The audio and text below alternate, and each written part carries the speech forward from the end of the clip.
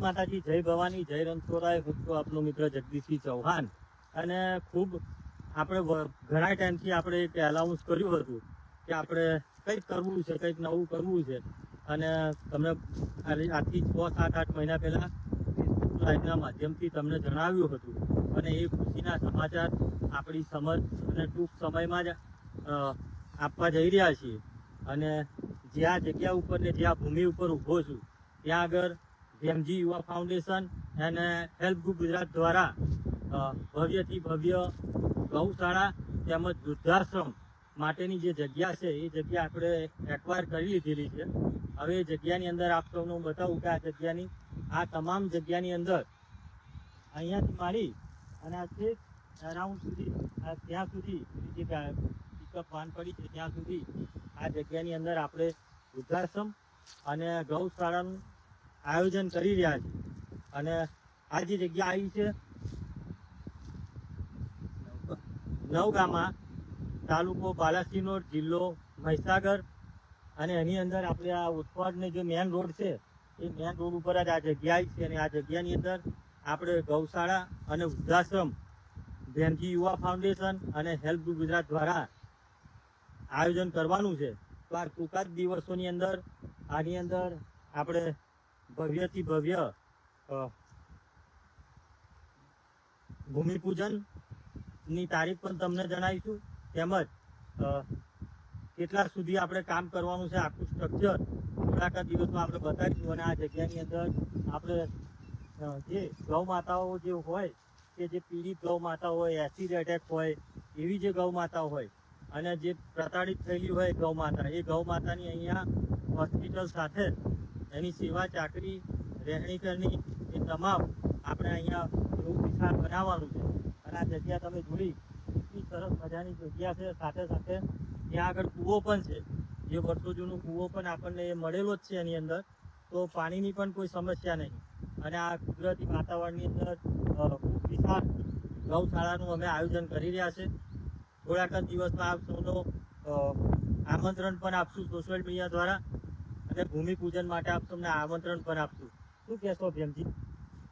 જય માતાજી મિત્રો, આપણે સાહેબના સાથ સહકાર અને એમની સલાહથી આપણે આ કાર્ય કરવા જઈ રહ્યા છીએ.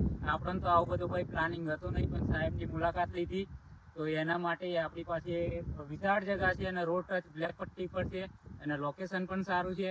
એટલા માટે સાહેબના જે કહેવાય કે પહેલાં સેવાના કામ અવારનવાર કરતા આવ્યા છે.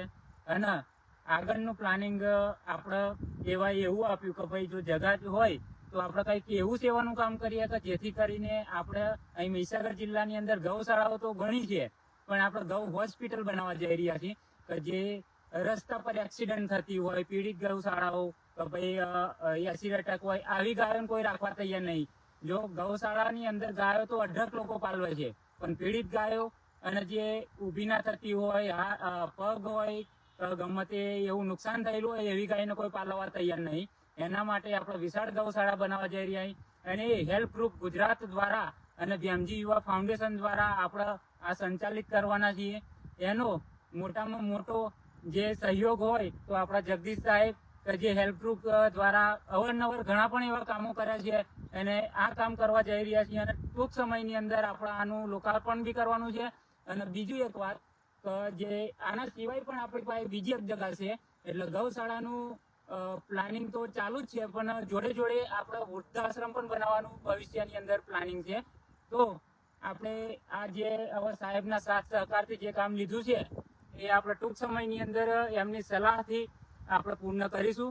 હવે જે સાહેબ અહીંયા આજે મુલાકાત લીધી એ બદલ એમનો આભાર. આપણી જોડે અહીંયા ખૂબ મોટી ટીમ છે રામદેવજી યુવક મંડળ. નવગામા રામદેવજી યુવક મંડળ છે. અમારા સંજી છે જે કેમેરો અત્યારે પકડી રહ્યા છે, એ યુટ્યુબર જ છે. અમારા ભેમજી તો તમે જોતા જ હશો યુટ્યુબની અંદર. અને એવા બધા ઘણા બધા યુવાનોનો સપોર્ટ છે. નવગામા આખું ગામ, આખા ગામના યુવાનો જે પણ જે સેવાભાવ કરે, સેવાભાવથી અને જે સેવાના સ્ત્રોતથી અને રામદેવજી મહારાજની જે આખ્યાન કરે છે એ તમામ યુવાનો આની સાથે સંકળાયેલા છે. એમને કહ્યું છે કે સાહેબ જે પણ જરૂર પડે અમે એની ટાઈમ અહીંયા ઊભા રહીશું, સપોર્ટ કરશું. અને સાથે સાથે જે પણ બને એ ગૌશાળા માટે અમે અમારા યુવાનો કાયમ માટે આપતો સાથે સેવા કરીશું. એટલે તમામ નવ ગામના યુવાનો તેમજ વડીલોનો ખૂબ ખૂબ આભાર. સાથે સાથે આ તમે જગ્યા જોઈ, ખૂબ વિશાળ જગ્યાની અંદર ખૂબ મોટું પ્લાનિંગ છે. તો મિત્રો જેટલા પણ ગુજરાતના જે પણ જોવે શેર કરજો મિત્રો વિડીયો, અને જે આપણું નવું લોકાર્પણ છે એ ટૂંક જ દિવસની અંદર સોશિયલ મીડિયાથી આપણે સૌને તારીખ પણ જણાવીશું. અને સાથ અને સપોર્ટો તમે આપો જ છો. ઘણા બધા વિશાળ કાર્યો કર્યા છે. આ એક બહુ ખૂબ વિશાળ કાર્ય છે. એ વિશાળ કાર્યની અંદર પણ આપ સપોર્ટ કરશો એવી આશા રાખું છું. તમામને જય રણછોડ, જય માતાજી, જય ભવાની.